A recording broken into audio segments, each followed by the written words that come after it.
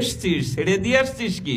তোর যৌবন, তোর সুখ, তোর শক্তি, সামর্থ্য সব সংসারকে দিয়ে এখন কি ফলটা খাওয়ার পরে খোসাটাকেও রাখে?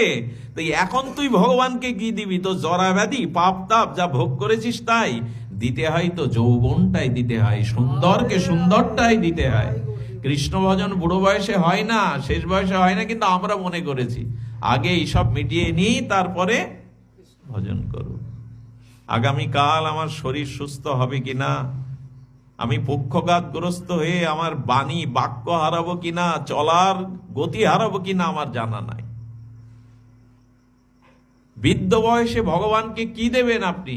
আপনার যৌবন দিয়েছেন স্ত্রী পুত্রকে, ভালো সময়টা দিয়েছেন সংসারকে, এখন অকেজো হয়েছেন, কেউ আপনাকে আর আদর যত্ন ভালোবাসে না। এখন এই ভারটা ভগবানকে দিয়ে বললেন সব ছেড়ে দিয়ে এসেছি গুরুদেব।